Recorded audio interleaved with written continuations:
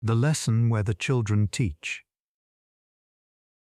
This story was inspired by the Science Daily article, AI Breakthrough Cuts Energy Use by 100x while boosting accuracy. A neurosymbolic AI developed at Tufts University reasons step by step like a human rather than learning by brute force, achieving a 100-fold reduction in energy use along with higher accuracy. The idea of teaching a robot how to think points to a new direction in AI research. Today's lesson was the other way around. Across the blackboard, in big letters, "Teach the robot." 23 fourth graders. At the front of the room sat a small robot. Its name was Pico. A round head, 2 eyes, 2 arms, the hands could grip things.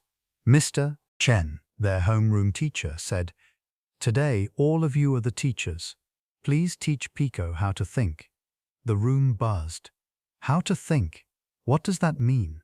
We're teaching a robot? Us? No way. The robot's smarter than we are. Mr. Chen smiled. Being smart and knowing how to think are different. Pico can do calculations fast, but how to actually think, that Pico hasn't learned yet. Pico spoke from the speaker. "Hello, I am Pico. Today, please teach me." "Thank you." The children laughed a little. A robot saying "please teach me" was funny. Mr. Chen handed out the task. "Please have Pico put away the things on this table." Pico doesn't know what "put away" means. You'll have to break it down for Pico, step by step.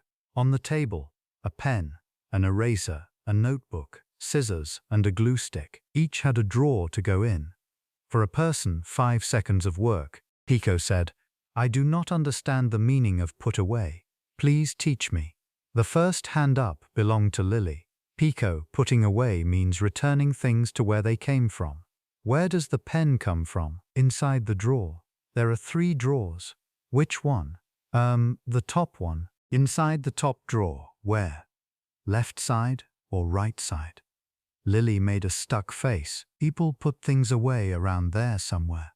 But Pico had no concept of around there. Ethan jumped in beside her.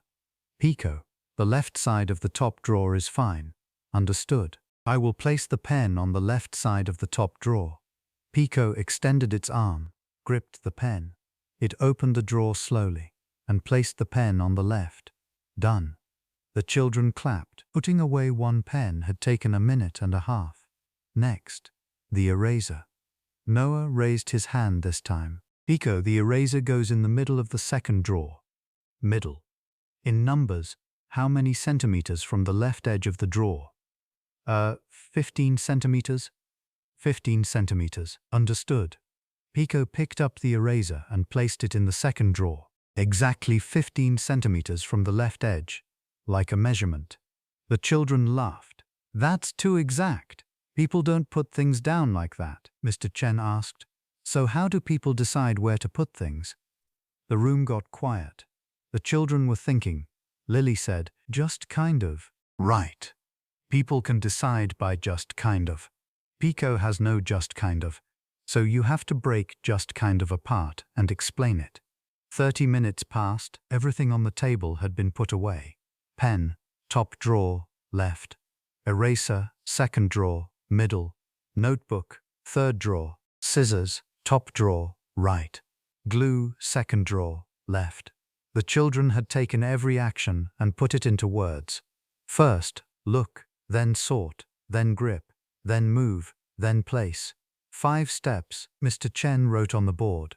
Look, twirl, sort, grip, twirl, move, place. How long did it take you to teach Pico that? 30 minutes. Right. Pico spent 30 minutes learning how to put things away. But what about next time? Pico answered. Next time I can do it in 30 seconds. The children gasped. 30 seconds? Yes. Once the way of thinking has been taught to me, the same procedure can be carried out at high speed. The 30 minutes today were the time required to learn the way of thinking. At the end of class, Mr. Chen asked, "Now that you've taught Pico, what did you notice?" Ethan raised his hand. To teach Pico, I had to think about how I put things away myself. I'd never thought about it before. Anything else? Lily spoke.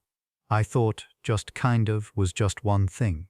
But really there are 5 steps. Look, sort, grip, move, place. We do it without thinking, but if you put it into words, there's a real order. Mr. Chen nodded. That's it. Teaching means checking what you yourself know. You all taught Pico, but the ones who learned the most were you. Pico spoke up.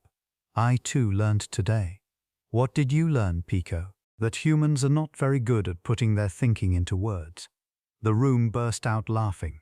Mr. Chen laughed too. Pico, maybe don't say that part out loud. My apologies. I was too honest. After school, only Mr. Chen and Pico were left in the classroom.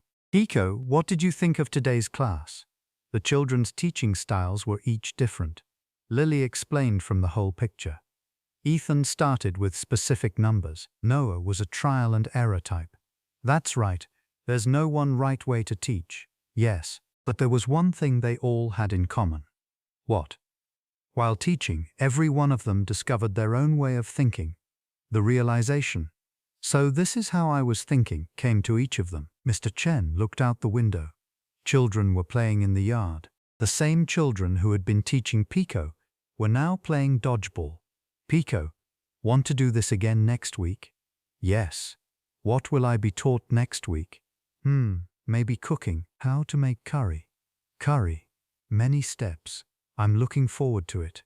You can't eat any of it, you know. Even if I cannot eat it, I can learn the way of thinking. Mr. Chen laughed and turned out the classroom lights. The lesson where the children teach. The teacher is the robot, and the students do the teaching, but the ones who learn the most are the children themselves. Next week, Pico will be taught how to make curry. It probably starts with first, look,